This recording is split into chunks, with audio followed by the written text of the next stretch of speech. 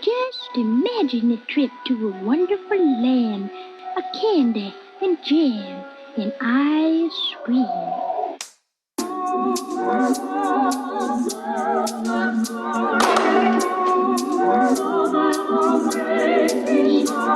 gotta hit that string, you better watch it. With a cat that I crack it with a full clip. I got the whip, got the pitch that I keep it undercover. All up in the cup, just to live it up. See the stone cold face, try to knock it. I keep it tight, never walk, I'm a rocket. I got a beat in it, I got a friend in it. I got a beat, got a beat, got a beat,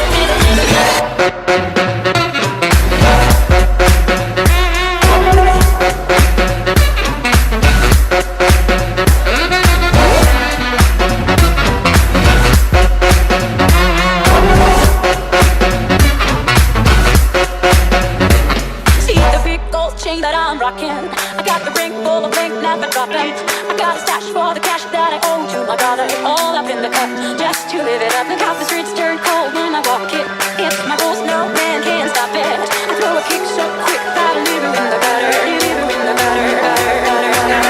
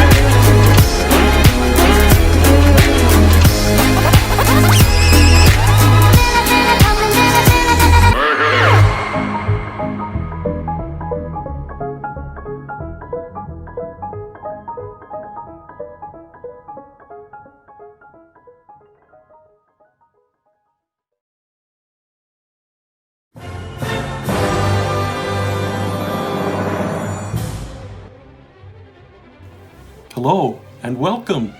I'm Jim Ikram, Artistic Director of the Theater Program here at Clackamas Community College.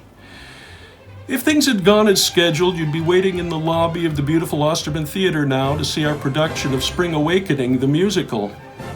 You might be enjoying refreshments provided by our administrative assistant, Jett. You might be listening to music provided by one of our wonderful student music ensembles. But COVID-19 seems to have put an end to all that.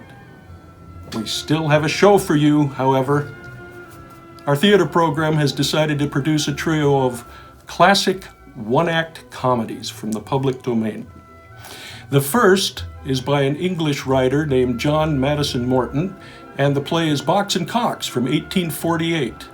That's followed by two classic comedies by the wonderful playwright Anton Chekhov, who is recognized as one of the most important dramatists of all times. The first one is The Bear from 1888, and the second one is called The Proposal from 1890.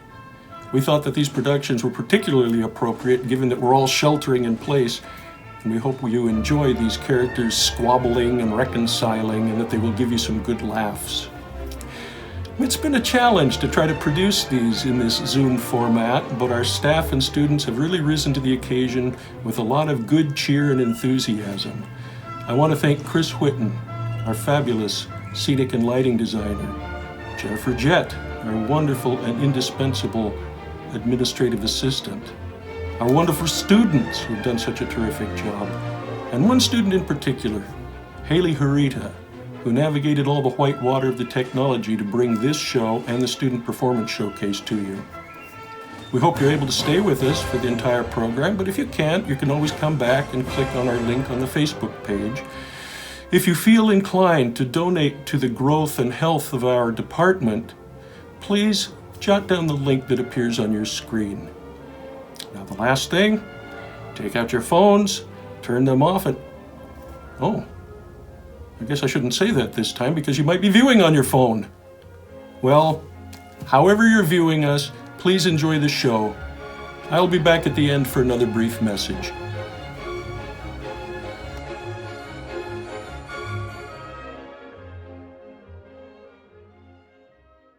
A room decently furnished, a bed with curtains closed, 3 doors, a chest of drawers, a window, a fireplace with mantelpiece and table and chairs. Cox, dressed with the exception of his coat, is looking at himself in a small looking glass which is in his hand. I've half a mind to register an oath that I'll never have my hair cut again. I look as if I had just been cropped for the militia, and I was particularly emphatic in my instructions to the hairdresser, only to cut the ends off. He must have thought I meant the other ends. Never mind, I haven't met anybody to care about so early. 8 o'clock, I declare. I haven't a moment to lose. Fate has placed me with the most punctual, particular, and peremptory of hatters, and I must fulfill my destiny. Knock at door. Open locks, whoever knocks. Enter Mrs. Bouncer. Good morning, Mr. Cox. I hope you slept comfortably, Mr. Cox. I can't say I did, Mrs. B. I should feel obliged to you if you could accommodate me with a more protuberant bolster, Mrs. B. The one I've got now seems to me to have about a handful and a half of feathers at each end, and nothing whatever in the middle. Oh, anything to accommodate you, Mr. Cox. Thank you. Then perhaps you'll be good enough to hold this glass while I finish my toilet. Certainly. Holding glass while he ties his cravat. Why, I declare you've had your hair cut. Cut? It strikes me I've had it mowed. It's very kind of you to mention it, but I'm sufficiently conscious of the absurdity with my personal appearance already. Puts on his coat. And now, for my hat. Puts on his hat, which comes over his eyes. Well, that's the effect of having one's hair cut. This hat fitted me quite tight before. Luckily, I've got 2 or 3 more. Goes in at left and returns with 3 hats of different shapes and sizes and tries them on one after the other, all of which are too big for him. Well, this is pleasant. Oh, this won't do. You know, this one appears to me to wobble about rather less than the others. Puts on hat. And now I'm off. By the by, Mrs. Bouncer, I wish to call your attention to a fact that has been evident to me for some time past, and that is that my coals go remarkably fast. Oh, Mr. Cox, It is not the case only with the coals, Mrs. Bouncer, but I've lately observed a gradual and steady increase of evaporation among my candles, wood, sugar, and lucifer matches. Lord, Mr. Cox, surely you don't suspect me? I don't say I do, Mrs. B, only I wish you to distinctly to understand that I don't believe it's the cat. Is there anything else you'd like to grumble about, sir? Grumble? Mrs. Bouncer, do you possess such a thing as a dictionary? No, sir. Then I'll lend you one, and if you turn to the letter G, you'll find grumble, verb, neuter, to complain without a cause. Now that's not my case, Mrs. B, and now that we are upon the subject, I wish to know how it is that I frequently find my apartment full of smoke. Why, I suppose the chimney. The chimney doesn't smoke tobacco. I'm speaking of tobacco smoke, Mrs. B. I hope, Mrs. Bouncer, you're not guilty of cheroots or cubas? Not I indeed, sir. Nor partial to a pipe? No, sir. Well, then how is it that my apartment is constantly... I suppose, yes, that must be it. At present, I am entirely of your opinion because I haven't the most distant particle of an idea what you mean. Why, the gentleman who has the attic, sir, is hardly ever without a pipe in his mouth, and there he sits with his feet upon the mantelpiece. The mantelpiece? That strikes me as being a considerable stretch, either of your imagination, Mrs. B, or the gentleman's legs. I presume you mean a fender or the hob? Well, sometimes one, sometimes the other, but there he sits for hours with this puffs away into the fireplace. Ah, then you mean to say that this gentleman's smoke, instead of emulating the example of all other sorts of smoke and going up the chimney, thinks proper to effect the singularity by taking the contrary direction? Why, yes, And then I suppose the gentleman you are speaking of is the same individual that I invariably meet coming up the stairs when I'm going down, and going down the stairs when I'm coming up? A very respectable young gentleman he is. And from the appearance of his outward man, I should unhesitatingly set him down as a gentleman connected with the printing interest. Why, yes, sir, he is. Well, good morning, Mrs. Bouncer. You'll be back at your usual time, I suppose, sir? Yes, 9 o'clock. And you needn't light my fire in future, Mrs. B. I'll do it myself. Don't forget the bolster. Starts to go and stops. A halfpenny's worth of milk, Mrs. Bouncer, and be good enough to let it stand. I wish the cream to accumulate. Exits. He's gone at last. I declare, I was all in a tremble for fear that Mr. Box would come in before Mr. Cox went out. Luckily, they've never met yet, and what's more, they're not likely to do so, for Mr. Box hard at work at a newspaper all night long and doesn't come home till the morning. And Mr. Cox is busy making hats all day long and doesn't come home till night, so that I'm getting double the rent for my room, and neither of my lodgers is the wiser for it.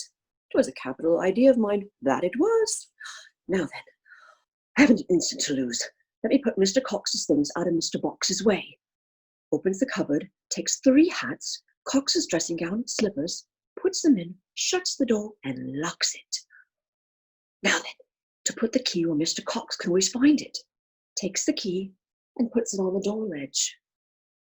I really must beg Mr. Box not to smoke so much. I was so dreadfully puzzled to know what to say when Mr. Cox spoke about it. Now then, to make the bed. And let me not forget, what's the head of the bed for Mr. Cox becomes the foot of the bed for Mr. Box. People's tastes differ so. Goes behind the curtains, appears to be making the bed, reappears with a thin bolster. The idea of Mr. Cox to presume to complain of such a bolster as this. Disappears again behind curtains. Off stage! Pooh! Why did you seek your own side of the staircase, sir? Enters at back, dressed as a printer. Sticks his head out the door again. It was as much your fault as mine, sir! I say, sir, it was as much your fault as mine, sir! Emerging from behind the curtains. Mr. Box, what is the matter? Mind your own business, Bouncer. Dear Mr. Box, what a temper you are in, to be sure. Well, I declare, you look pale in the face. What colour would you have a man be who's been setting up long leaders for a daily paper all night? But then you've all day to yourself. So it seems, and far be it from me, Bouncer, to hurry your movements, but I think it right to acquaint you with my immediate intention of divesting myself of my garments and going to bed. Oh, Mr. Box. Try to Stop. exit. Can you inform me who the individual is that I invariably encounter going down the stairs when I am coming up, and coming up the stairs when I am going down? Oh, yes, the gentleman in the attics. Oh, there's nothing particularly remarkable about him, except his hats. I meet him in all sorts of hats. White hats and black hats, hats with broad brims and hats with narrow brims, hats with naps and hats without naps. In short, I've come to the conclusion that he must be individually and professionally associated with the hatting interest. Yes, sir. And by the by, he did beg of me to ask you to please not smoke so much. Did he? Then you may tell the gentle hatter with my compliments that if he objects to the effluvia of tobacco, then he better go accompany himself in some adjoining parish. Oh, Mr. Box, surely you would not deprive me of a lodger. It would come to precisely the same thing, Bouncer, because if I detect the slightest attempt to put my pipe out, I give you warning that I shall give you warning at once. Oh, well, Mr. Box, do you want anything more of me? On the contrary, I've had quite enough of you. Well, if ever! What's next, I wonder? Slams the door. Slam! It's quite extraordinary, the trouble I always have to get rid of that venerable female. She knows I'm up all night, and yet she seems to set a face against my indulging in a horizontal position by day. Now, shall I take my nap before I swallow my breakfast, or shall I take my breakfast before I swallow my nap? I mean, shall I swallow my nap? Oh, no, never mind. Oh, I have a rasher of bacon here somewhere, filling his pockets. I have the most distinct and vivid recollection of having purchased a rasher of bacon. Here it is. Produces it wrapped in paper and places it on the table. And a penny roll. The next thing is to light the fire. Where are my lucifers? Goes to the mantelpiece, takes a box of matches and opens it. Now, pawn my life, this is too bad a Bouncer. This is by several degrees too bad. I had a whole box full 3 days ago, and now there's only one. Oh, I know perfectly well that she purloins my coals, my candles, and my sugar, but I did think, oh yes, I did think that my lucifers would be sacred. Goes to the mantelpiece, takes a candlestick from the mantelpiece in which there was a very small end. He looks at it. Now I'd like to ask any unprejudiced person or persons their opinion touching this candle. In the first place, a candle is an article I do not require, because I'm only at home in the day. Secondly, I bought this candle on the 1st of May, Chimney Sweeper's Day, calculating that it would last me 3 months. And here's 1 week not half over, and the candle is 3 parts gone. Goes, lights the fire, and takes the iron from above the fireplace. Mrs. Bounce has been using my gridiron. The last article of consumption I cooked upon it was a pork chop, and now it's powerfully impregnated with the odor of red herrings. Places the gridiron on the fire, and with a fork lays the rasher of bacon upon it. Oh, how sleepy I am, to be sure. Oh, I'd take a nap if there was anyone here to superintend the turning of my bacon. Oh, but perhaps it will turn itself. I must lie down.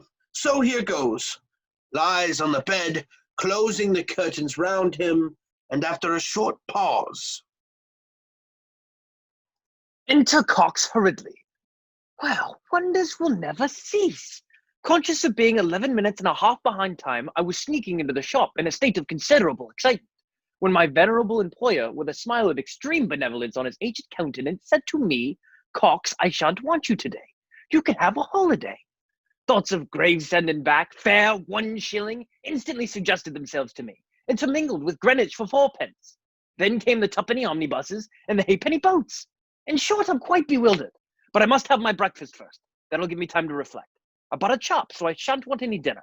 Produces the chop and places it on the table. Oh, goodness gracious, I forgot the bread. Hello, what's this? A roll, I declare? Come, that's lucky. Now then, to light the fire. Hello, seeing the lucifer box on the table, who presumes to touch my box of lucifers? Why, it's empty. I left one in it, I'll take my oath I did. Well, heyday, why the fire is lighted. And where's the gridiron? On the fire, I declare, and what's that on it? Bacon? Oh, bacon it is. Well, now, upon my life, there is a quiet coolness to Mrs. Bouncer's proceedings that's almost amusing. First, she takes my last lucifer, my coals, and my gridiron to cook her breakfast by. No, I can't stand this. Come out of that. Pokes fork into bacon and places it on a plate, which he places on the table. Then he places his chop on the gridiron, which he places on the fire. And now then, for my breakfast things. Goes and takes the key and exits, slamming the door behind him. Slam! Suddenly showing his face from behind the curtains. Come in if it's you, Mrs. Bouncer. You needn't be afraid. Suddenly, recollecting, my bacon! Runs to the fireplace. What is this? A chop? Whose chop? Mrs. Bouncer's, I'll be bound. She thought to cook a breakfast while I was asleep, and with my coals and my gridiron. Ho, ho. But where's my bacon? Seeing it's on the table. Well, upon my life, Bouncer's going it. Shall I curb my indignation? Shall I falter in my vengeance? No! With the fork, takes the chop, opens the window, and flings the chop out, closing the window again. So much for Mrs. Bouncer's breakfast, and now for my own.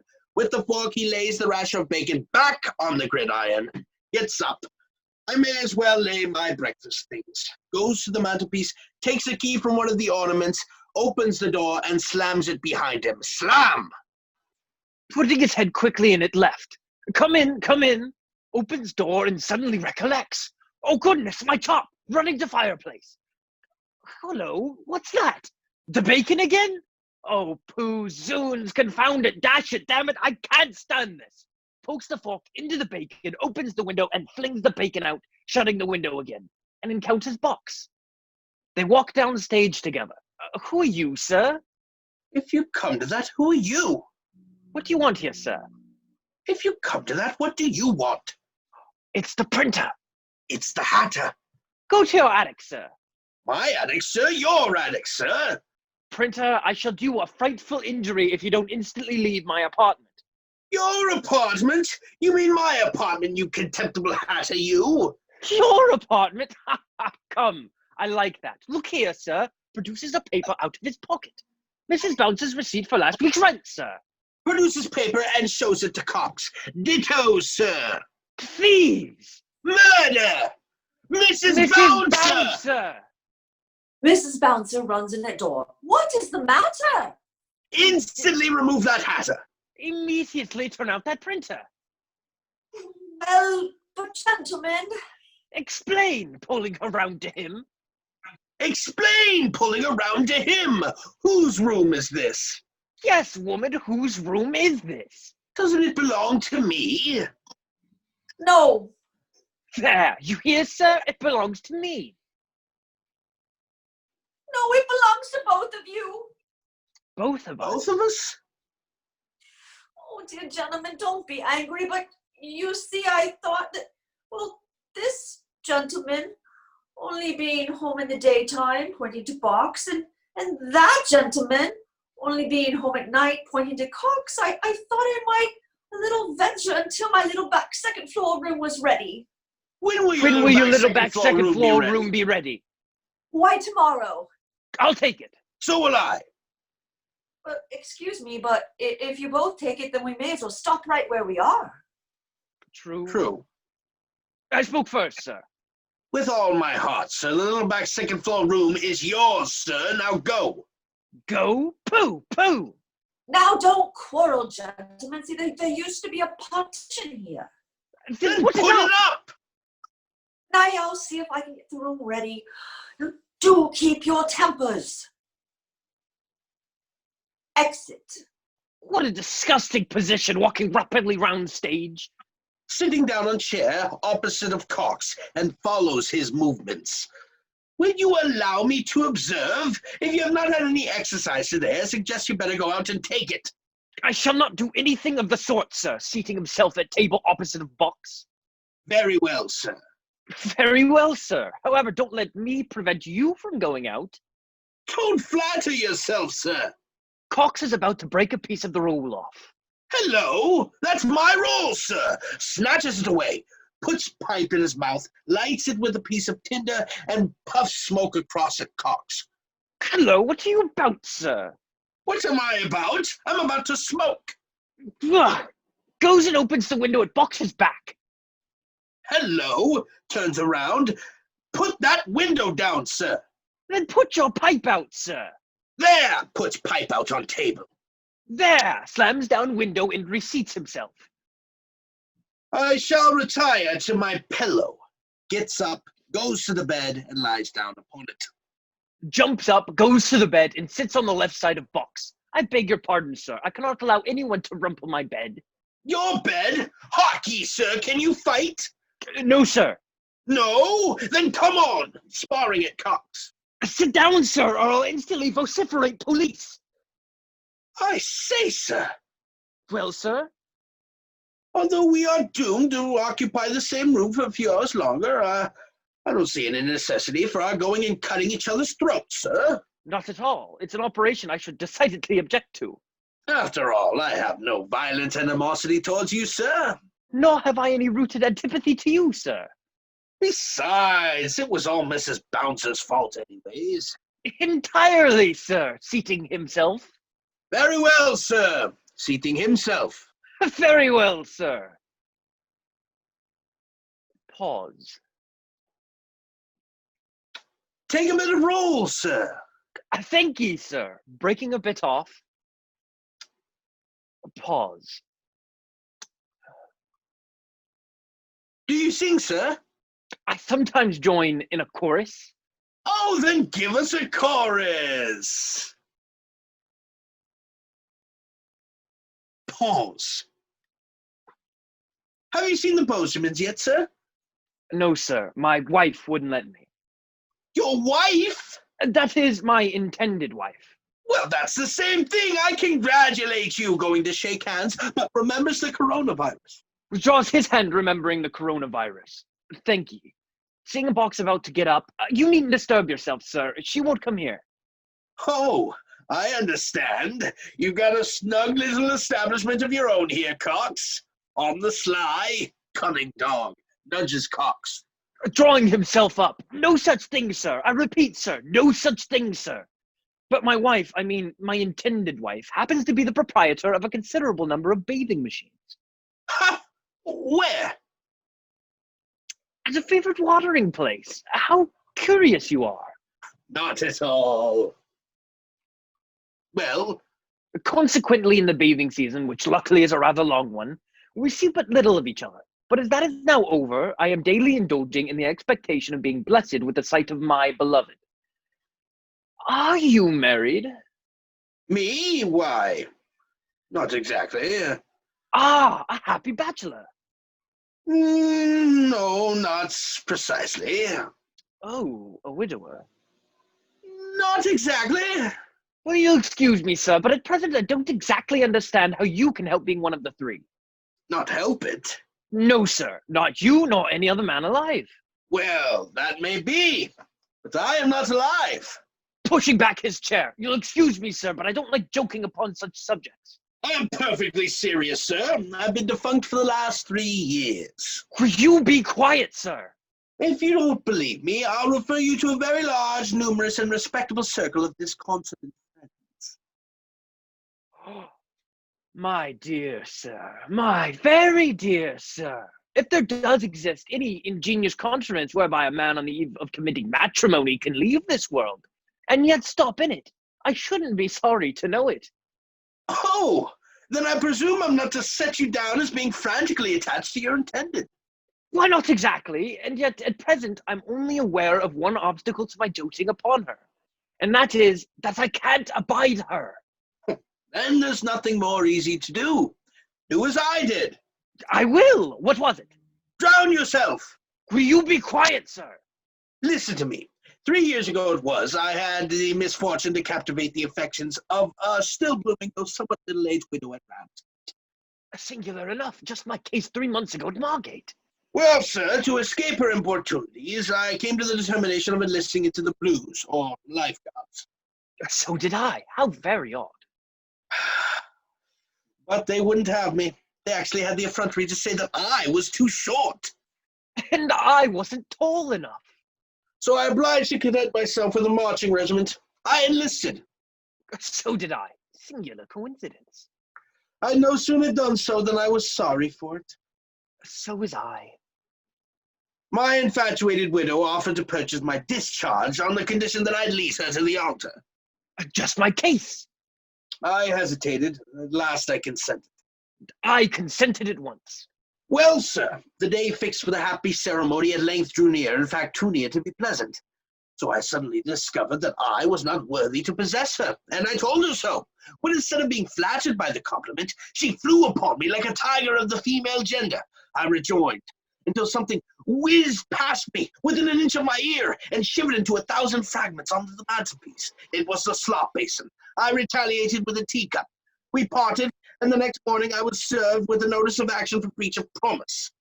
Well, sir. Well, sir, ruin stared me in the face. The action proceeded against me with gigantic strides. I took a desperate resolution. I left my house one morning with one suit of clothes on my back and another with a bundle under my arm. I arrived at the cliffs, deposited my suit of clothes on the very verge of the precipice. I took one look down into the yawning gulf beneath me and walked off in the opposite direction. Dear me. I think I begin to have some slight perception of your meaning, ingenious creature. You disappeared, the suit of clothes were found.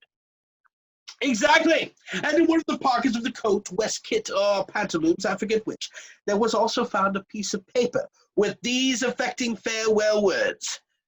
This is thy work, O Penelope Ann.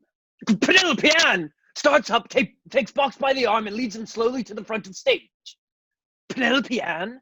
Penelope Ann. Originally widow of William Wiggins? Widow of William Wiggins. Proprietor of bathing machines. Proprietor of bathing machines. At Margate? And Ramsgate. It must be she. And you, sir, you are Box, the lamented long-lost Box. I am. And I was about to marry the interesting creature you so cruelly deceived. Ha! Then you are Cox. I am. I heard of it. I congratulate you. I give you joy. And now, I think I'll go out on a stroll. No, you don't. Stopping him. I'll not lose sight of you till I've restored you to the arms of your intended. My intended? You mean your intended? No, sir. Yours. How can she be my intended now that I'm drowned? You're no such thing, sir, and I prefer presenting you to Penelope Ann. I've no wish to be introduced to your intended. My intended? How can that be, sir? You proposed to her first. What of that, sir? I came to an untimely end and you popped the question afterwards. Very well, sir. Very well, sir. You are much more worthy of her than I am, sir. Permit me, then, to follow the generous impulse of my nature. I give her up to you. Benevolent being! I wouldn't rob you of the world. No, Cox. Good morning. Leaving. Seizing him! Stop! Unhand me, Hatter, or I shall cast out the lamb and assume the lion. Pooh! Snapping his fingers in Box's face. An insult to my very face, under my very nose. You know the consequences, sir. Instant satisfaction. With all my heart, sir. They go to the fireplace and begin ringing bells violently. And pull down bell pulls. Mrs. Bouncer! Mrs. Bouncer! Mrs. Bouncer! Mrs. Bouncer runs in. What is it, gentlemen? Pistols for two. Yes, sir. Going. Stop!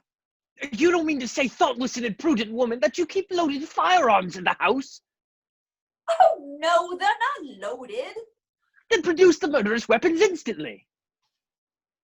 Exit Mrs. Bouncer. I say, sir. Well, sir. What is your opinion of dueling, sir? I think it's a barbarous practice, sir. So do I, sir. To be sure, I don't so much object to it when the pistols are not loaded. No, I dare say that does make some difference.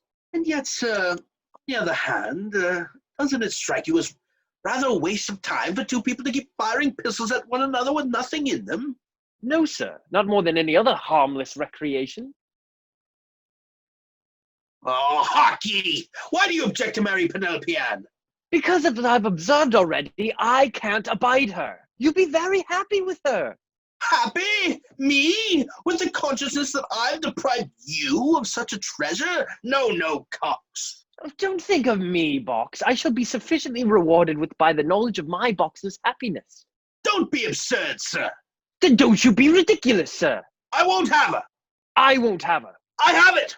Suppose we draw lots for the lady, eh, Mr. Cox? That's fair enough, Mr. Box. Or what say you to dice? With all my heart. Dice, by all means. That's lucky. Mrs. Bounce's nephew left a pair here yesterday. He sometimes asks me to have a throw for a trifle. And since he always rolls sixes, I suppose they're good ones. Goes to the cupboard and brings down a box of dice. I've no objection at all to dice. I lost £1, 17 and sixpence at last Barnet races to a very gentlemanly-looking man who had a knack for throwing sixes. I suspected they were loaded, so I gave him another half-crown, and he gave me the dice. Takes the dice out of his pocket. Now then, sir. Aye. I'm ready, sir. They seat themselves at tables opposite of each other. Will you lead off, sir? As you please, sir. The lowest throw, of course, wins Penelope Ann.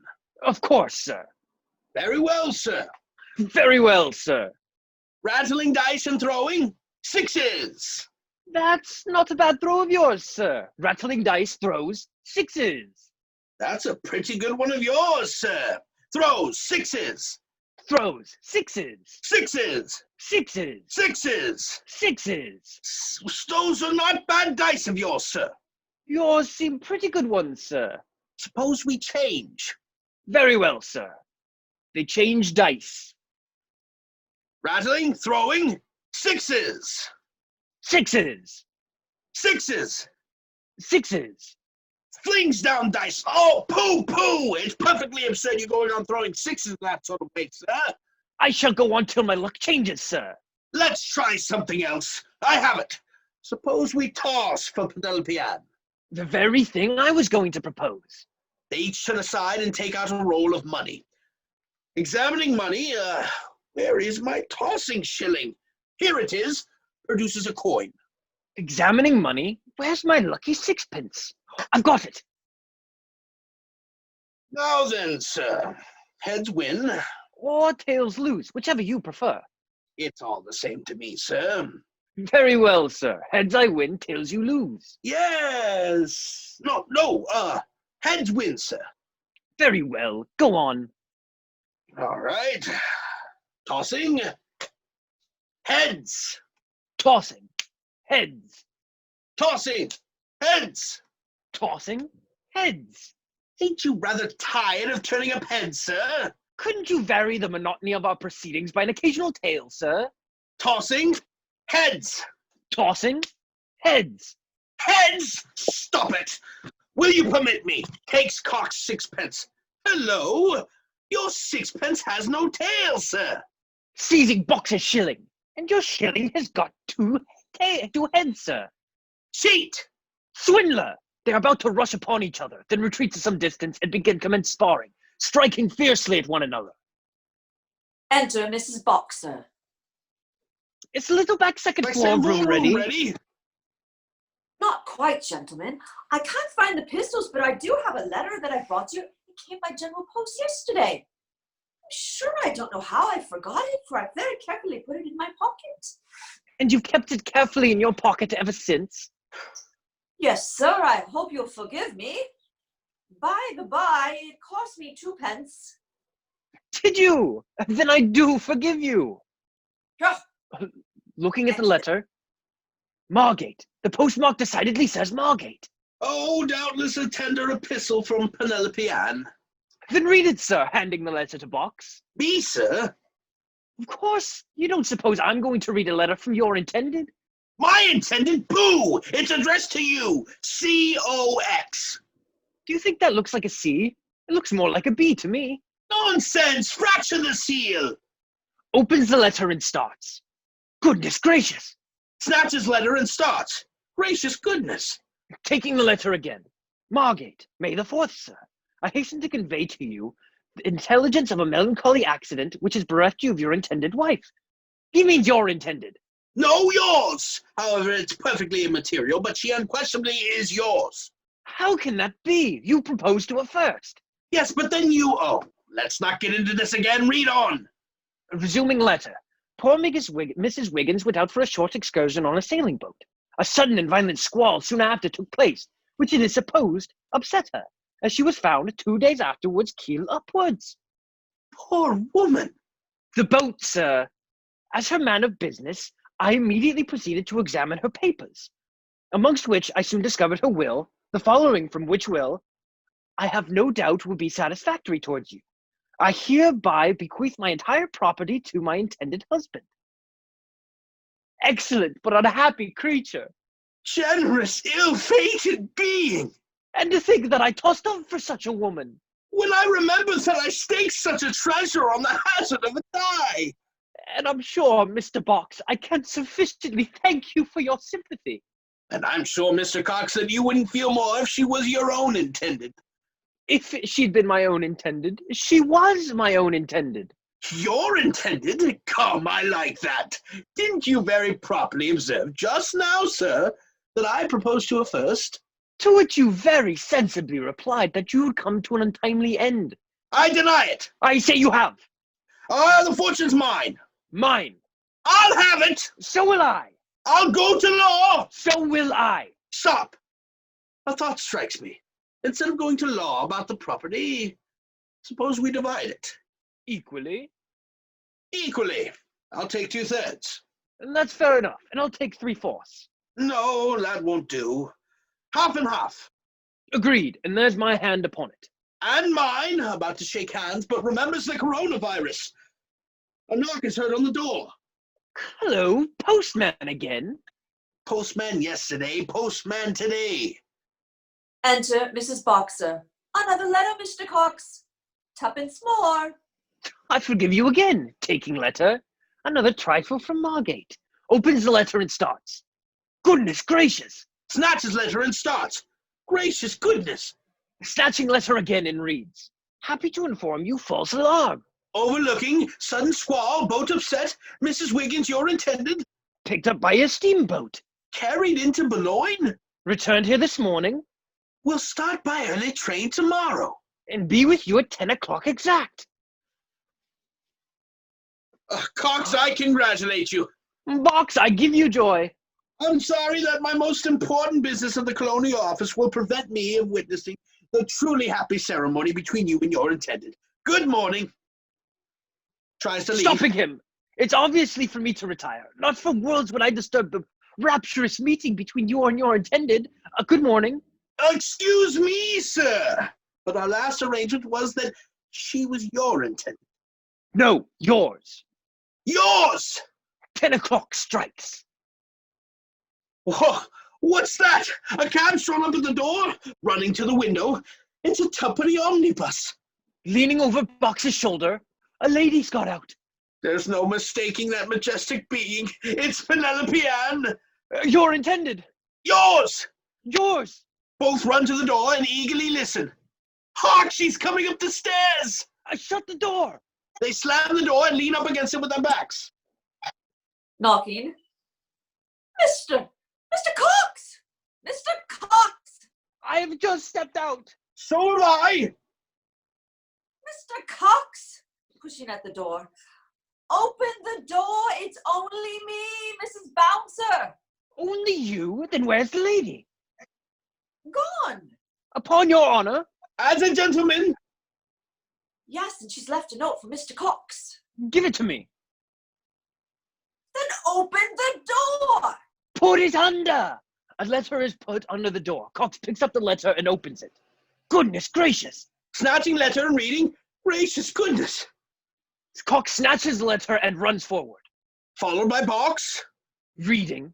Dear Mr. Cox, pardon my candor. Looking over and reading, but being convinced that our feelings, much like our ages, do not reciprocate. I hasten to apprise you of my immediate union. With Mr. Knox. Huzzah! 3 cheers for Knox! Ha! Ha! Ha! Tosses letter into the air and begins dancing. Cox does the same. Mrs. Bouncer putting her head in. The little back second floor room is ready. I don't want it. No more do I! What shall part us? What shall tear us asunder? Box. Cox! About to embrace. But stop because of the coronavirus. You'll excuse me, sir.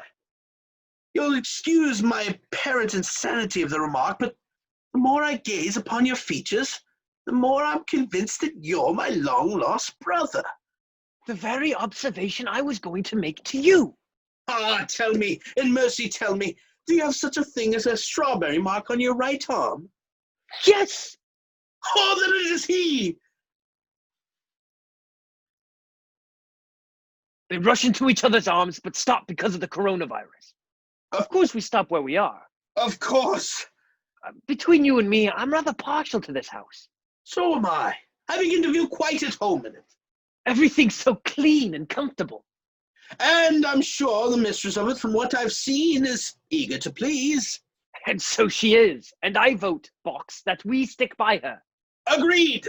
There's my hand upon it. Joined by yours, of course, keeping social distancing. Agree that this house is big enough for the two of us. Then Box And Cox are satisfied. The end.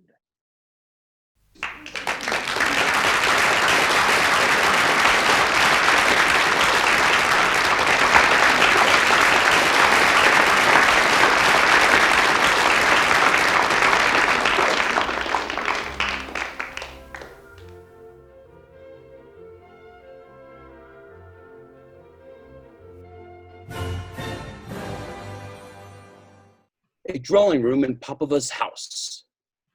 Popova is in deep mourning and has her eyes fixed on a photograph. It isn't right, madam. You're just destroying yourself.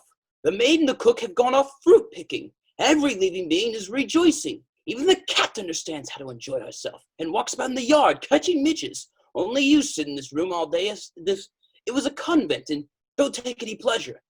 Yes, really. I reckon it's been a whole year that you haven't left the house. I shall never go out. Why should I? My life is already at an end. He is in his grave, and I have buried myself between four walls. We are both dead. Well, there you are. Nikolai Mihailovich is dead. Well, it's the will of God, and may his soul rest in peace. You've mourned him, and quite right. But you can't go on weeping and wearing and mourning forever. My old woman died too, and when her time came, well, I grieved over her. I wept for a whole month, and that's enough for her. But if I gotta weep for a whole age, well, the old woman isn't worth it. You've forgotten all your neighbors. You don't go anywhere. You see nobody. We live, so to speak, like spiders and never see the light. The mice have eaten my livery. It isn't if there were no good people around, for the district's full of them. There's a regiment quartered at Ridlove, and the officers are such beauties. You can never gaze your fill at them. And every Friday there's a ball at the camp, and every day the soldiers' band plays. Hey, my lady, you're young and beautiful with roses in your cheek. If only you took a little pleasure. Beauty won't last long, you know, and in 10 years' time you'll want to be a peahen yourself among the officers. But they won't look at you. It will be too late. I must ask you never to speak to me of it. You know when Nikolai Mihailovich died, life lost all its meaning for me. I vowed never to the end of my days to cease to wear mourning, or to see light. You hear? Let his ghost see how well I love him. Yes, I know it's no secret to you that he was often unfair, cruel, and even unfaithful. But I shall be true until death, and show him how I can love. There, beyond the grave, he shall see me as I was once before his death. Instead of talking like that, you ought to go and have a walk in the garden, or else order Toby or Giant to be harnessed, and drive out to see some of our neighbors. Oh! Madam, dear madam, what is it? Bless you. He was so fond of Toby. He used to ride him over the Korchagins and Vlasovs. How well he could ride. What grace there was in his figure when he pulled on the reins with all his strength. Do you remember? Toby. Toby! Tell them to give him an extra feed of oats today. Yes, madam. Madam, I do believe someone is at the door. Who's there? Tell them that I receive nobody. Yes, madam. You shall see, Nikolai, how I can love and forgive. My love will die out with me only when this poor heart ceases to beat. And aren't you ashamed? I am a good and virtuous little wife. I have locked myself in, and I shall be true to you until the grave, and you. Aren't you ashamed, you bad child? You deceived me, had a rouse with me, left me alone for weeks on end. Madam, somebody is asking for you. He wants to see you. But didn't you tell him that since the death of my husband I've stopped receiving? I did, but he wouldn't even listen. Says that it's a very pressing affair. I do not receive. I told him so, but the devil curses and pushes himself right in. He's in the dining room now. Very well then, ask him in. What manners? How these people annoy me. What does he want of me? Why must he disturb my peace? No, I see that I shall have to go into a convent after all. Yes, into a convent. You fool, you're too fond of talking. Ass! Madam, I have the honor to present myself. I'm Grigory Stepanovich Smirnov, landowner and retired lieutenant of artillery. I am compelled to disturb you on a very pressing affair. What do you want? Your late husband, with whom I have the honor of being acquainted with, died of my debt for 1,200 rubles on 2 bills of exchange. As I've got to pay the interest on a mortgage tomorrow, I've come to ask you, madam, to pay me the money today. 1,200? And what was my husband in debt to you for? He used to buy oats from me. So don't you forget, Luka, to give Toby an extra feed of oats? If Nikolai Mihailovich died in debt to you, then I shall certainly pay you. But you must excuse me today, as I haven't any money to spare. The day after tomorrow, my steward will return from town, and I'll give him instructions to settle your account. But at the moment, I cannot do as you wish. Moreover, it's exactly 7 months today since the death of my husband, and I'm in a state of mind which absolutely prevents me from giving money matters my attention. And I'm in a state of mind which, if I don't pay the interest due tomorrow, will force me to make a graceful exit from this life feat first. They'll take my estate. You'll have your money the day after tomorrow. I don't want the money the day after tomorrow. I want it today. Excuse me, sir. I cannot pay you. And I can't wait till after tomorrow. Well, what am I to do if I haven't the money now? You mean to say you can't pay me? I can't. Is that the last word you've got to say? Yes, the last word. Last word. Absolutely your last? Absolutely. Thank you so much. I will make a note of it. And the people want me to keep calm. I met a man on the road, and he asked me, why are you always so angry, Grigory Stepanovich? But how on earth am I not to get angry? I want the money desperately. I rode out yesterday, early in the morning, and called on all my debtors, and not a single one of them paid up. I was just about dead beat after it all, slept goodness knows where in some inn with a vodka barrel by my head. At last, I get here, 70 versts from home, and hope to get something, and I'm received by you with a state of mind. How shouldn't I get angry? I thought I distinctly said my steward will pay you when he turns from town. I didn't come to your steward, but to you. What the devil, excuse my saying so, have I to do with your steward? Excuse me, sir. I am unaccustomed to hearing such expressions or such a tone of voice. I will hear no more of it. Well, there. A state of mind. Husband died 7 months ago. Must I pay the interest or mustn't I? I ask you, must I pay or must I not? Suppose your husband is dead and you've got a state of mind and nonsense of that sort, and your steward's gone away somewhere. Devil take him, what do you want me to do? Do you think I can fly away from my creditors in a balloon, or what? Or do you expect me to run my head into a brick wall? I go to Gruzdev and he isn't home. Yuroshevich has hidden himself. I had a violent row with Hurita and I nearly threw him out of the window. Mizugo has something the matter with his bowels, and this woman has a state of mind. Not one of the swine wants to pay me, just because I'm too gentle with them, because I'm a rag, just weak wax in their hands. I am much too gentle with them. Well, just you wait. You'll find out what I'm like. You shan't lay play about me, confound it. I shall jolly well stay here until she pays. Brr, how angry I am, how angry I am. Oh, my inside is quivering with anger, and I can't even breathe. Phoo, my word, I even feel sick. Servant! What is it? Give me some kvass or water. Right away, sir. What a way to reason! A man is in desperate need of his money and she won't pay it because, you see, she is not disposed to tend to money matters. That's real silly feminine logic. That's why I never did like and don't like now to have to talk to women. I'd rather sit on a barrel of gunpowder than talk to a woman. Brr, I feel quite chilly, and it's all on account of that little bit of fluff. I can't even see one of these poetic creatures without breaking into a cold sweat out of sheer anger. I can't look at them. Madam is ill and will see nobody. Get out! Ill and will see nobody? No, it's all right. You don't see me. I'm going to stay and we'll sit here till you give me the money. You could be ill for a week if you like. I'll stay for a week. If you're ill for a year, I'll stay for a year. I'm going to get my own, my dear. You don't get at me with your widow's weeds and dimpled cheeks. I know those dimples. Simeon, take them out. We aren't leaving. I'm staying here. Tell them in the stable to give the horses some oats. You fool! You've let the near horse's legs get tied up in the reins again. Never mind, never mind. Oh, it's bad. The heat's frightful. Nobody pays up. I slept badly, and on top of everything else, here's a bit of fluff in mourning with a state of mind. My head's aching. Shall I have some vodka? Yes, I think I will. Servant!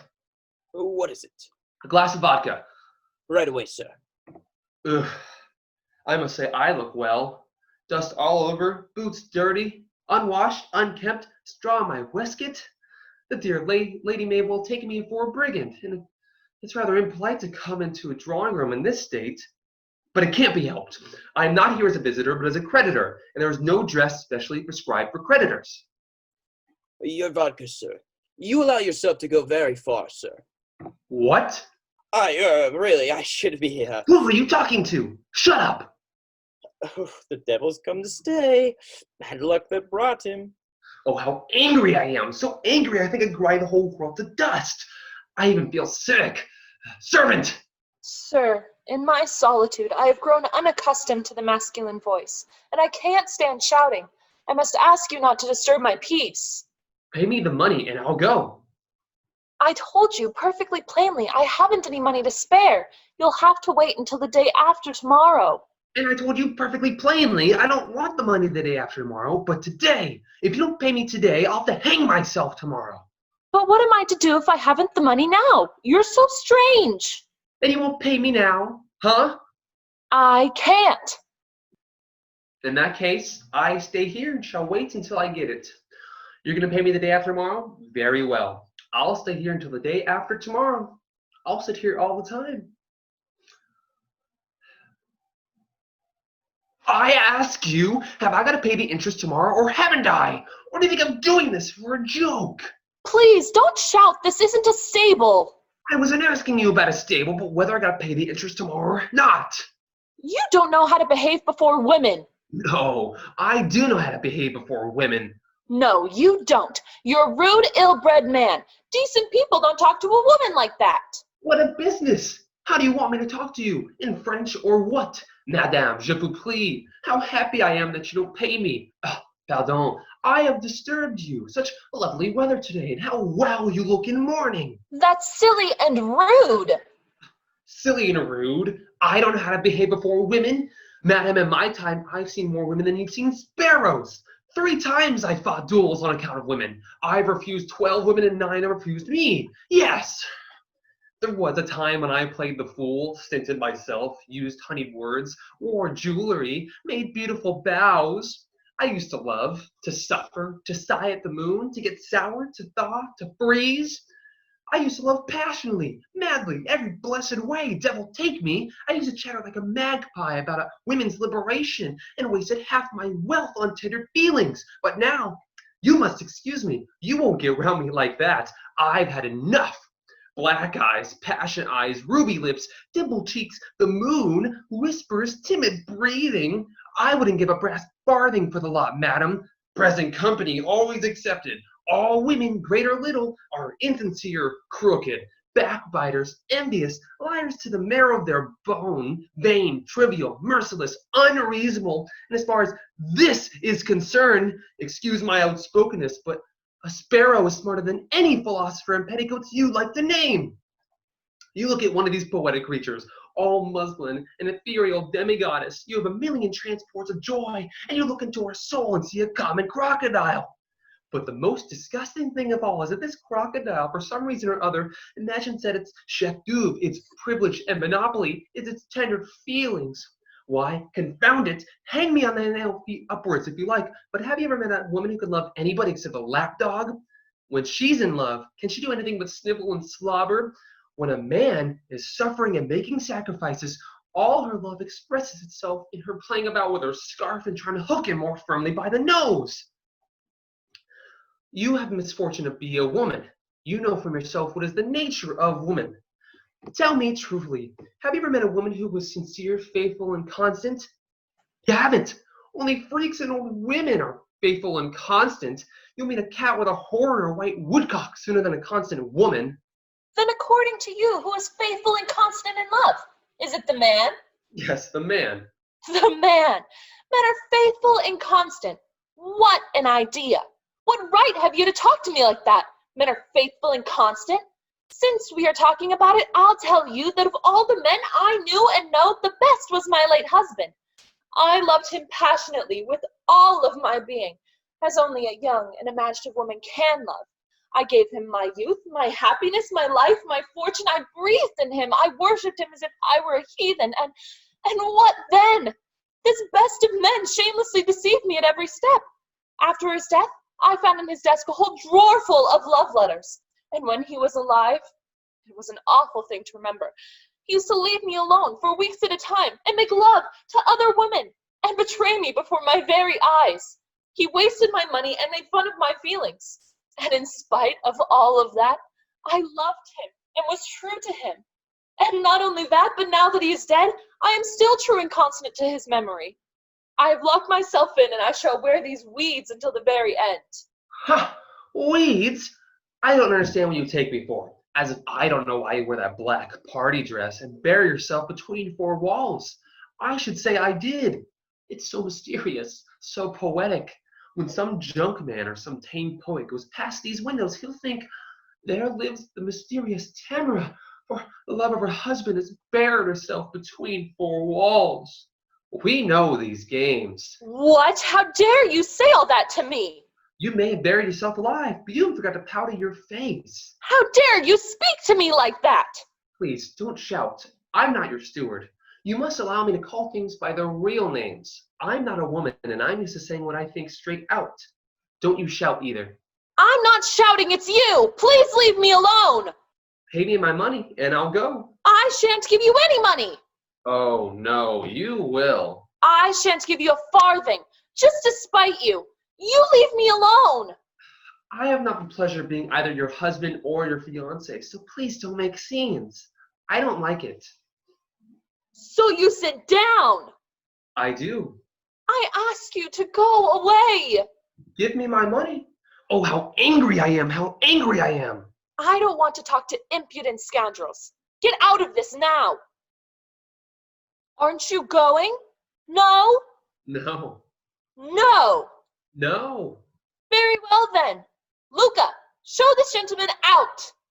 Would you mind going out, sir, as you're asked to do? You needn't start a commotion. Shut up! Who are you talking to? I'll chop you into pieces. Little fathers, what people! Oh, I'm ill. I'm ill. I can't breathe. Where's Dasha? Dasha! Dasha! Pelageia! Dasha! Oh, they've all gone out to pick fruit. There's nobody at home. I'm ill. Water! Get out of this now! Can't you be more polite? You're a boar, a coarse bear, a tyrant, a monster. What? What did you say? I said you were a bear, a monster. May I ask what right you have to insult me? And assume I am insulting you. Do you think I'm afraid of you? And you think that just because you're a poetic creature, you can insult me with impunity? Huh? We'll fight it out. Little fathers, what people! Water! Pistols! Well, do you think I'm afraid of you just because you have large fists and a bull's throat? Huh? You tyrant? We'll fight it out. I'm not going to be insulted by anybody. I don't care if you are a woman, one of the softer sex, indeed. Bear, bear, bear! It's about time we got rid of the prejudice only men need to pay for their insults. Devil, take it. If you want equality of rights, you can have it. We're going to fight it out. With pistols? Very well then. This very minute. This very minute. My husband had some pistols. I'll bring them here. What pleasure it will bring me to put a bullet in your thick head. Devil take you. I'll bring her down like a chicken. I'm not a little boy or a sentimental puppy. I don't care about this softer sex. Gracious little fathers, have pity on a poor old man and go away from here. You frightened her to death, and now you want to shoot her? If she fights, well, that's equality of rights, women's liberation, and all that. Here the sexes are equal. I'll shoot her of principle. But what a woman. Devil take you? I'll put a bullet in your thick head? What? How she reddened, how her cheeks shone. She accepted my challenge. My word, it's the first time in my life that I've seen a Go woman. away, sir, and I'll always pray to God for you. She is a woman. That's the sort I can understand. A real woman. Not a sour-faced jelly bag, but fire, gunpowder, a rocket. I'm even sorry I have to kill her. Dear, dear sir, do go away. I absolutely like her. Absolutely. Even though her cheeks are dimpled, I like her. I'm almost ready to let the debt go.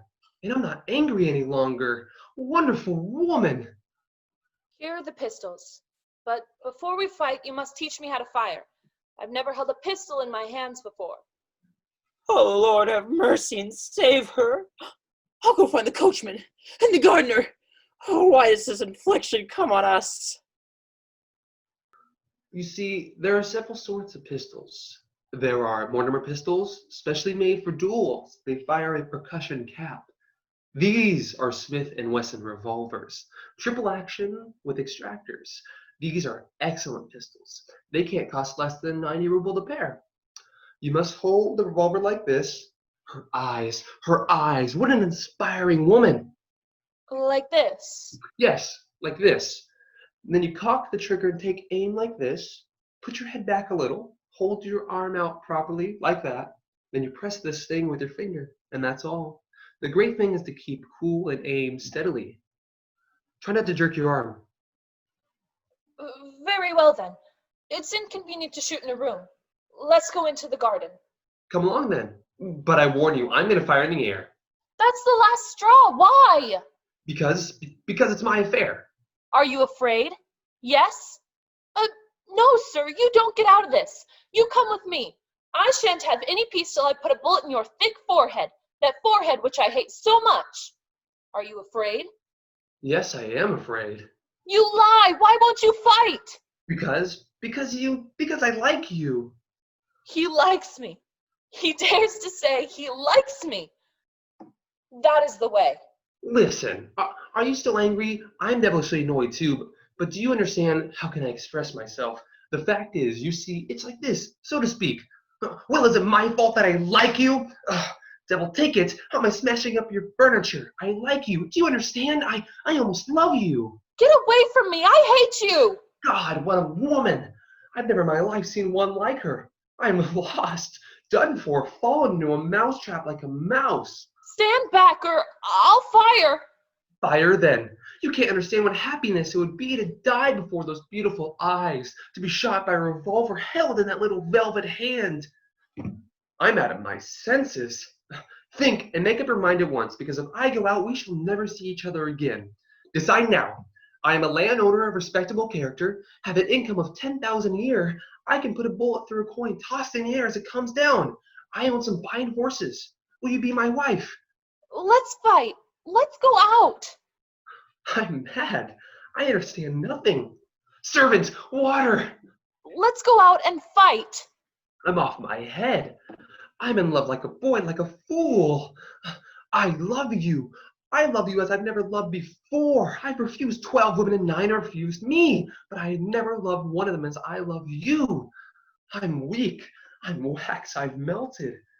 I've been on my knees, offering you my hand. Shame, shame. I haven't been in love for 5 years. I'd taken a vow and now all of a sudden I'm in love, like a fish out of water. I offer you my hand, yes or no? You don't want me? Very well. Stop. Well? Nothing. Go away. No, stop. No, go away. Go away. I hate you. Or, no, don't go away. Oh, if you knew how angry I am, how angry I am. My fingers have swollen because of all this. What are you waiting for? Get out. Goodbye. Yes, yes, go away. Where are you going? Stop. No, go away. Oh, how angry I am. Don't come near me. Don't come near me. How angry I am with myself. I'm in love like a student. I've been on my knees.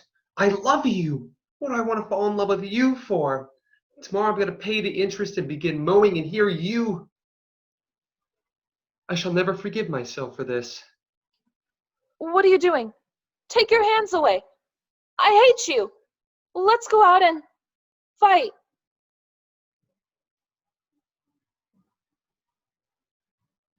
Little fathers! Luca, tell the gentleman in the stables that Toby isn't to have any oats at all today.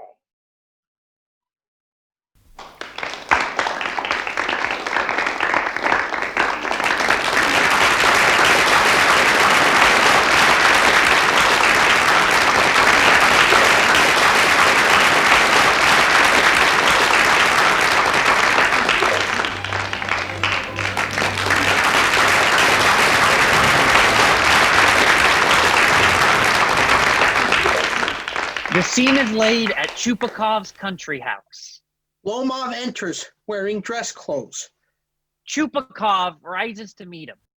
My dear fellow, whom do I see?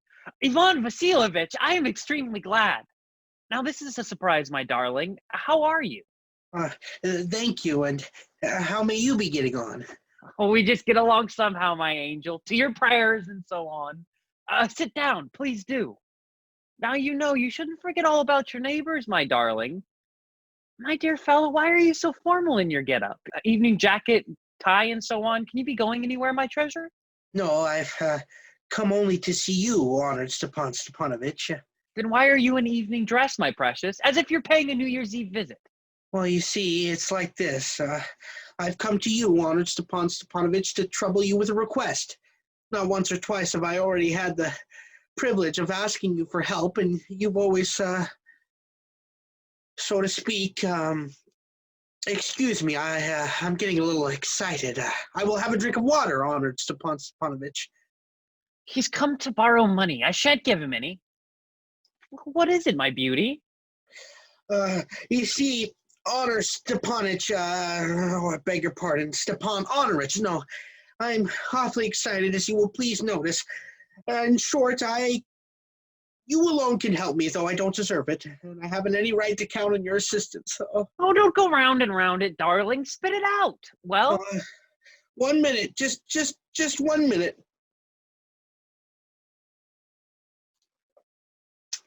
The fact is, I've come to ask for the hand of your daughter Natalia Stepanovna in marriage. By Jove, Ivan Vasilovich, say it again. I didn't hear it all. I have the honor to ask your daughter... My dear fellow, I'm so glad and so on. Yes, indeed, and all that sort of thing. I've been hoping for it for a long time. It's been my continual desire. And I've always loved you, my angel, as if you were my own son. May God give you both his help and his love and so on. And I did so much hope. What am I behaving in this idiotic way for? I'm off my balance with joy. Absolutely off my balance. Oh, with all my soul. I'll go and call Natasha and all that. Honored Stepan Stepanovich, do you think I may count on her consent? Why, of course, my darling, and as if she won't consent. She's in love. Egad, she's like a lovesick cat and so on. It shan't be long. It's cold. I'm trembling all over, just as though I've had an examination done before me. Oh, the good thing is I must have my mind made up. If I give myself time to think, to look for an ideal, to talk a lot, or to look for real love, I'll never get married. Oh, brr, it's cold. Natalia Stepanovna is an excellent housekeeper. Not bad looking, well educated. What more do I want? Oh, but I'm getting this ringing in my ears from the excitement. But I have to get married. After all, I'm already 35, a critical age, so to speak, and I ought to leave a quiet and regular life. I'm always getting upset, and I suffer from palpitations, you see. At this very moment, my lips are trembling. I've got this twitch in my right eyebrow. Oh, but the very worst is how I sleep. I no sooner get off the bed and start to fall asleep when I get this pull at my side. I can feel it in my shoulder and my head. Oh, I jump up like a lunatic and start to walk around for a bit. But as soon as I lie down again, I start to fall asleep, I get another pull. And that may happen 20 or 30 times. Well, there, it's you. Papa said go. There's a merchant come for his goods. How do you do, Ivan Vasilovich? How do you do, honored Natalia Stepanovna? You must excuse my apron and work clothes. We're shelling peas for drying. Why haven't you been here for such a long time? Sit down. Won't you have some lunch? No, thank you. I've already had some. Then smoke. Here are the matches. The weather is splendid now, but yesterday it was so wet that the workmen didn't do anything all day. How much hay have you stacked? Just think, I felt greedy and had a whole field cut, and now I'm not at all pleased with it because I'm afraid my hay may rot. I ought to have waited a bit. But what's this? Why, you're all dressed up. Well, I never. Are you going to a party or what? Though I must say, you look better. Tell me, why are you got up like that? You see, honored Natalia Stepanovna, the fact is, I've come to ask you to hear me out. Of course, you'll probably be surprised, maybe even angry at me, but it's awfully cold. What's the matter? Well? I shall try to be brief, honored Natalia Stepanovna. You may know that, you should know that I have long since my childhood had the privilege of knowing your family. My late aunt and her husband, from whom, as you know, I inherited my land, always had the greatest respect for your father and late mother.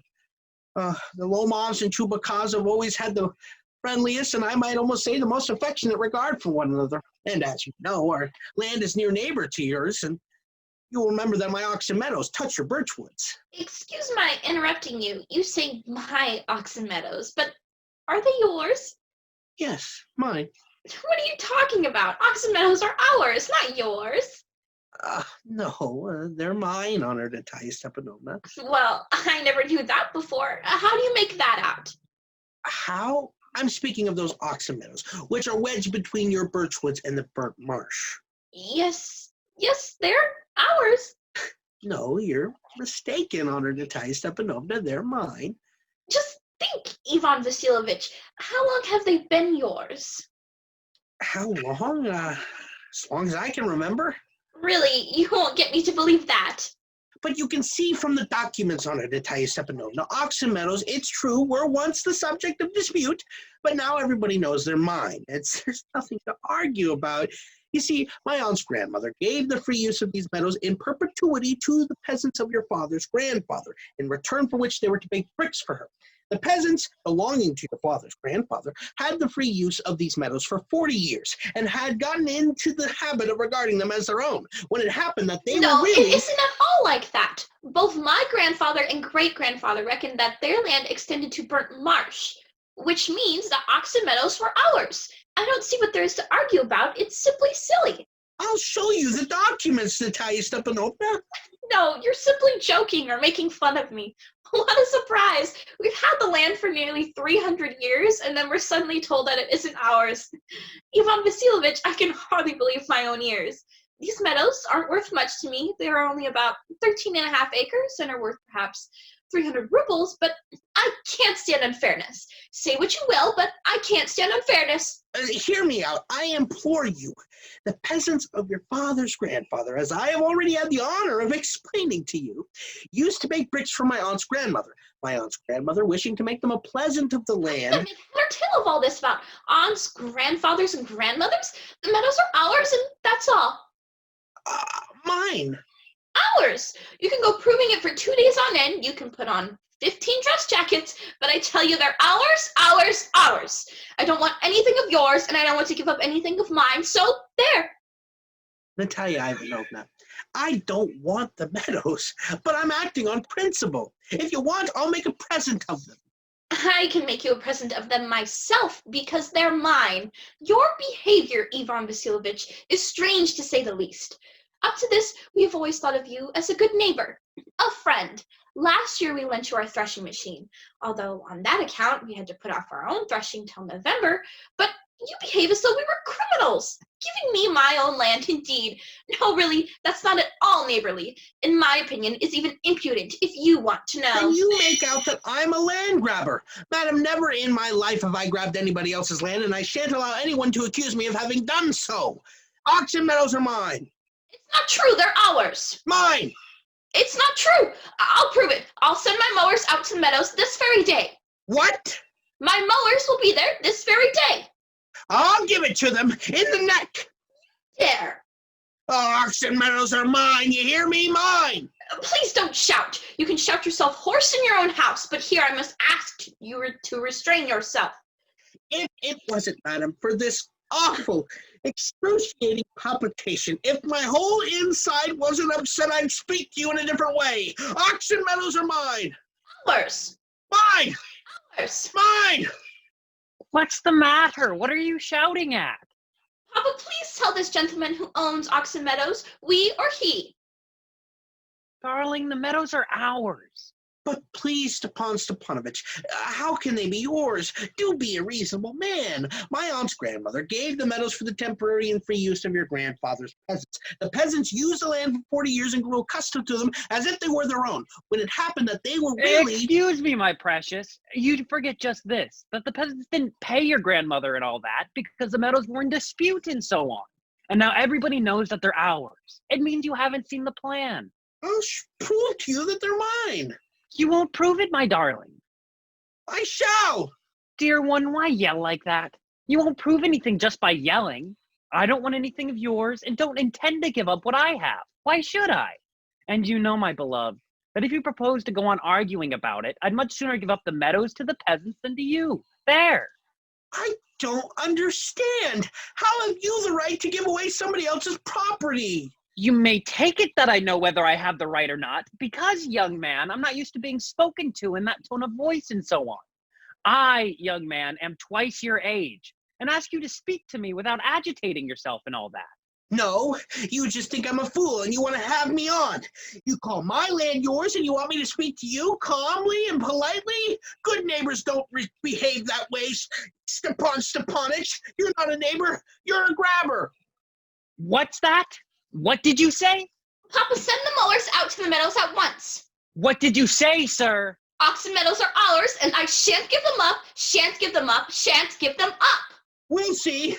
I'll have the matter taken to court, then I'll show you. To court?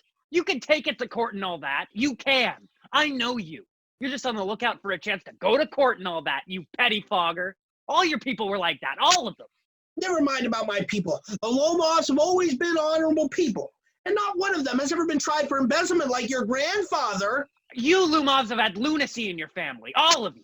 All. Your grandfather was a drunkard, and your younger aunt, Natasya Mihailovna, ran away with an architect and so on. And your mother was a humpback. Oh, something pulling at my heart. And, oh, water. Your father was a guzzling gambler. There haven't been many backbiters to equal your aunt. My left foot has gone to sleep. You're an intriguer, and it's an open secret that before the last election you Well, it's dishonest. It's mean. You're just a malicious, double-faced intriguer. Yes. Here's my hat. Oh, my heart. Oh, where's the door? Oh, it's an open secret. My foot's quite numb. Don't set foot in my house again. Take it to court. We'll see. Devil take him. What a rascal. What trust can have in one's neighbors after that? The villain, the scarecrow. The monster. First he takes our land, and then he has the impudence to abuse us. And that blind hen, yes, that turnip ghost has the confounded cheek to make a proposal and so on. What, a proposal? What proposal? Why, he came here so as to propose to you. To propose? To me? Oh, why didn't you tell me so before? So he dresses up in evening clothes, the stuffed sausage, the withered face frump. To propose to me? Oh, bring it back, bring him here! Bring whom here? Quick, I'm ill, fetch him! What's that? What's the matter with you? Oh, unhappy man that I am. I'll shoot myself. I'll hang myself. We've done for her. Dying, fetch him! At once. Don't yell. What have they done to me? Fetch him back! Fetch him! He's coming, and so on. Devil take him. Oh, talk to him yourself. I don't want to. Fetch him! He's coming, I tell you. Oh, what the burden, Lord, to be the father of a grown-up daughter. I'll cut my throat, I will indeed. We cursed him, abused him, drove him out, and it's all you. You! No, it was you! I tell you, it's not my fault. I know you talk to him yourself. Oh, my heart's palpitating awfully. My foot's gone to sleep. There's something keeps pulling at my side. Forgive us, Ivan Vasilovich. We were all a little heated. I remember now, Oxen Meadows really are yours. My heart's beating awfully. Oh, my meadows? My eyebrows are both twitching. The meadows are yours. Yes, yours. Do sit down. We were wrong. I did it on principle, you know. My land is worth little to me, but the principle. Yes, the principal. Just so. Now, let's talk of something else. More so as I have evidence that my aunt's grandmother gave the land to your grandfather's peasants. Yes, I know. yes, let that pass. I wish I knew how to get him started. Are you going to start shooting soon? I was thinking of having a go at the blackcock on her, Natalia Stepanovna, after the harvest. Oh, have you heard? Oh, to think what a misfortune I've had. My dog Guess, whom you know, has gone lame. What a pity. Why? I don't know. He must have gotten twisted or bitten by some other dog. Oh, to think nothing of the expense. I gave Mironov 125 rubles for him. Too much, Ivan Vasilovich. I think it was very cheap. He's a first-rate dog. Papa gave 85 rubles for his Squeezer, and Squeezer is heaps better than Guess. Squeezer? Better than Guess? What an idea. Squeezer better than Guess. Of course he's better. Of course Squeezer's young. He may develop a bit, but on points and pedigree, he's better than anything that even Bolchinetsky has got. Excuse me, Natalia Stepanovna, but I think you're forgetting that he is overshot, and an overshot always means that the dog is a bad hunter. Overshot, is he? The first time I hear it. I assure you that his lower jaw is shorter than his upper. Have you measured? Yes. Okay. He's all right at following, sure, but if you wanted to catch anything, well, in the first place, our Squeezer is a thoroughbred animal, the son of harness and chisels. While there's no getting at the pedigree of your dog at all. He's old and as ugly as a worn-out cab horse. He is old, but I wouldn't take 5 Squeezers for him. I mean, how could you? Guess is a dog. As for Squeezer, well, it's too funny to argue. Anybody you know has a dog as good as Squeezer. You may find him under every bush almost. Oh, 25 rubles would be a handsome price to pay for him. There's some demon of contradiction in you today, Ivan Vasilovich. First, you pretend that the meadows are yours. Now that Guess is better than Squeezer. I don't like people who don't say what they mean because you know perfectly well that Squeezer is 100 times better than your silly Guess. Why do you want to say that it isn't? I see, Natalia Stepanovna, that you consider me either blind or a fool. You must realize that Squeezer is overshot. It's not true. He is. It's not true. Why shout, madam? Why talk rot? It's awful. It's time your Guess was shot and you compare him with Squeezer. Excuse me, I cannot continue this discussion. My heart is bursting. I've noticed that those hunters argue most who know least. Madam, please, my heart is going to pieces. Shut up. Shan't shut up until you acknowledge that Squeezer is 100 times better than your Guess. 100 times worse. Be hanged, dear Squeezer. His head, eye, shoulder. There's no need to hang your silly Guess. He's half dead already. Shut up. My heart is bursting. I shan't shut up. What's the matter now? Papa, tell us truly, which is the better dog, our Squeezer or his Guess? Stepan Stepanovich, I implore you to just tell me one thing. Is your Squeezer overshot or not? Yes or no? And suppose he is. What does it matter? He's the best dog in the district for all that and so on. But isn't my guess better, really now? Don't excite yourself, my precious one. Allow me. Your guest certainly has his good points. He's purebred, firm on his feet, has well-sprung ribs and all that. But my dear man, if you want to know the truth, that dog has 2 defects. He's old and he's short in the muzzle. Excuse me, my heart. Let's take the facts. You'll remember that on the Marzutsky hunt, my guest ran with the Count's dog, and while your squeezer was left a whole verse behind. He got left behind because the Count's whipper in hit him with his whip. And with good reason. The dogs are running after a fox while your squeezer goes and starts worrying a sheep. It's not true. My dear fellow, I'm very liable to lose my temper, and so just because of that, let's stop arguing. You started because everybody is always jealous of everybody else's dogs. Yes, we're all like that. You too, sir, aren't blameless. You no sooner notice that some dog is better than your guests than you begin with this, that, and the other and all that. I remember everything. I remember too. I remember too. What do you remember? My heart. My foot's gone to sleep. I can't. My heart. What sort of hunter are you? You ought to go and lie on the kitchen oven and catch black beetles, not go after foxes. My heart. Yes, really. What sort of hunter are you anyway? You ought to sit at home with your palpitations and not go tracking animals. You could go hunting, but you'd only go to argue with people and interfere with their dogs and so on. Let's change the subject in case I lose my temper. You're not a hunter at all anyway. And are you a hunter? You only go hunting to get with the Count and intrigue. You're an intriguer. What? I an intriguer? Shut up. Intriguer. Boy, pup. Old rat, jackass. Shut up or I'll shoot you like a partridge, you fool. Everybody knows that. My heart. Your late wife used to beat you. My feet, temples, sparks fly. You're under the slipper of your housekeeper. I fall. There. My heart bursts. Shoulders come off. Where are my shoulders? I die. A doctor. Boy, milksop fool. I'm sick. What sort of hunter are you? You can't even sit on a horse.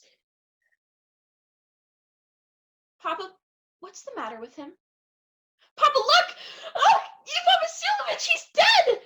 I'm sick. I can't breathe. Air. He's dead! Ivan Vasilovich! Ivan Vasilovich!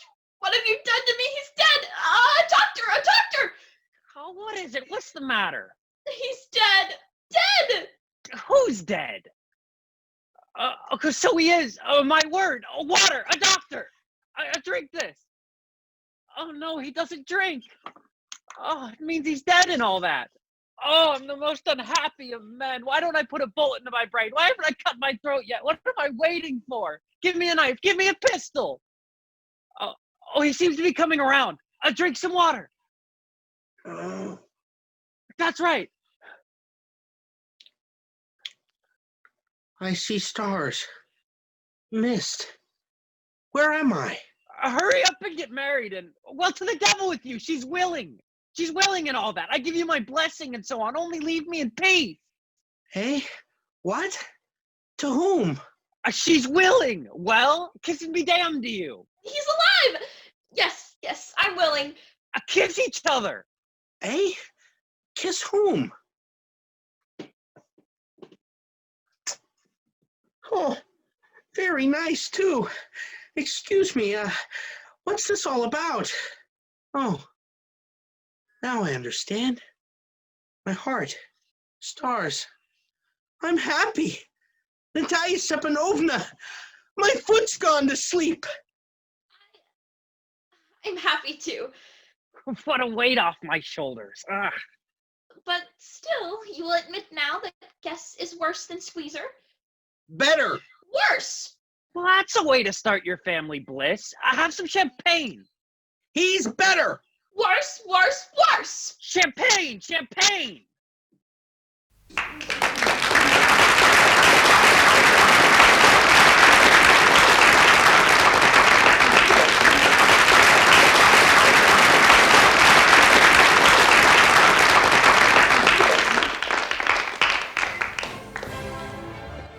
Hello and welcome back. Jim Ikram here again. The COVID pandemic has created unbelievable losses in all of the arts. Theaters are closed all over the world. Jobs have been lost, and billions of dollars in revenue and support are lost. We hope you'll take a moment to consider whether you would like to contribute to our program. If you do, please jot down the link that you see appearing on your screen now. We hope you enjoyed the show. Please tell others, and if you would like to see it again, you can always find us as a link on your Facebook page. Be safe, and we hope to see you in person next season.